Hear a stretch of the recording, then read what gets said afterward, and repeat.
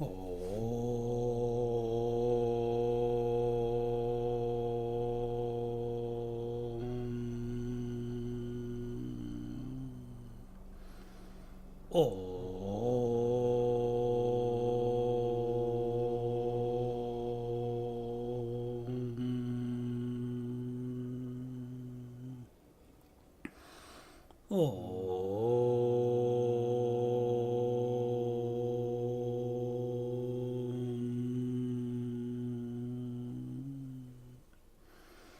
गुरुर्ब्रह्मा गुरुर्विष्णुः गुरुर्देवो महेश्वरः गुरुः साक्षात् परं ब्रह्म तस्मै श्री गुरवे नमः तस्मै श्री गुरवे नमः तस्मै श्री गुरवे नमः.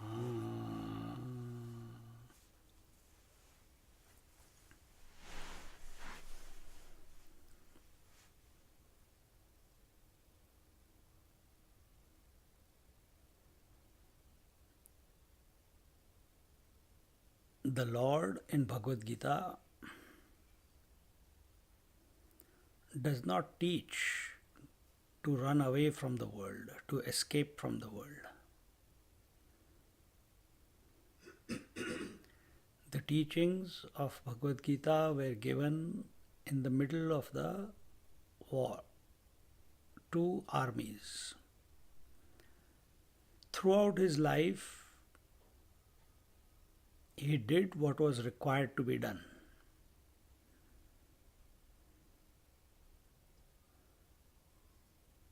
And what did he teach us? He taught us one thing, which we can see him expressing throughout his life, and that is remain unattached to everything while dynamically living in the world. There are two forces which are a part of this phenomena. They are pravritti and nivritti. This is continuously going on.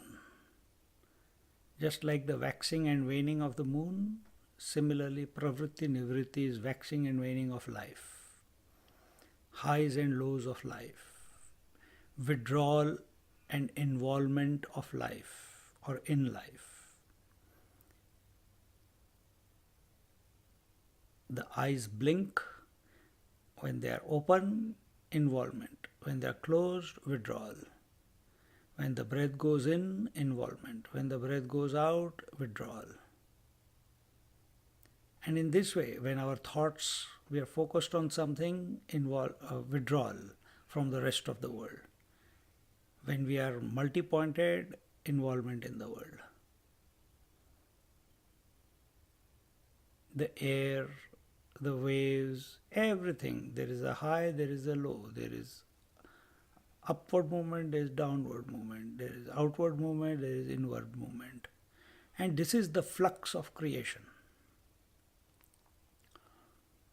As a body, when I say body, not just the physical one, as the body is a part of the creation, it is a part of the flux. The flux is pervading it. It's not body is separate and flux is separate. They're one and the same. And what Lord Krishna teaches is, as this withdrawal, nivritti, and pravritti, involvement, is going on, one must remain unattached to what is coming or what is going away. One must not get affected When we get attached to something that is coming or to something that is going, that very moment we have lost the plot. Lost the plot of life. So,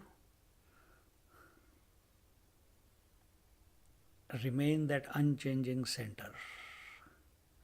Remain and be that undisturbed center on whom all these waves of involvement and withdrawal are coming and going.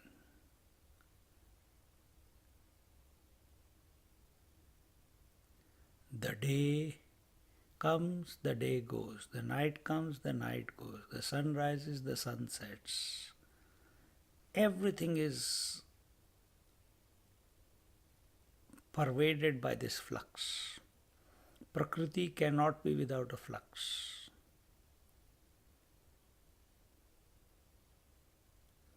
You can bring it to a silence, an elongated silence as a result of sadhana, but Prakriti will go back to activity again. And as long as we are identified with the Prakriti, with the body, and to expect the body to become quiet, the breath to become quiet, or the thoughts to become quiet permanently is an impossibility. Recognize this. A completely, permanently quiet body and breath is equal to death of the body. So don't get into all those things.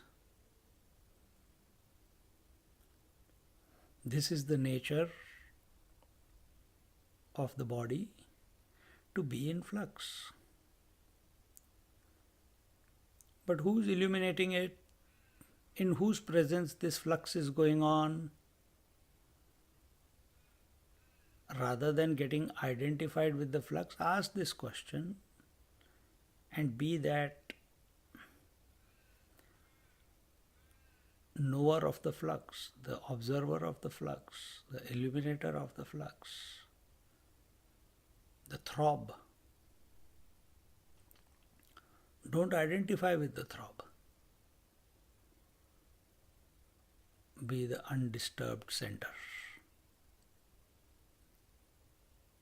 So observe this flux going on within you at this moment. Initially. And every time somewhere your attention goes, know that you are the observer. Be that.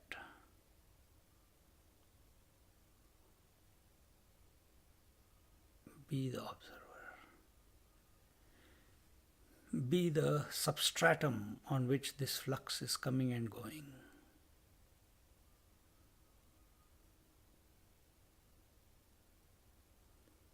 Be the foundation on which these waves of involvement and withdrawal are coming and going.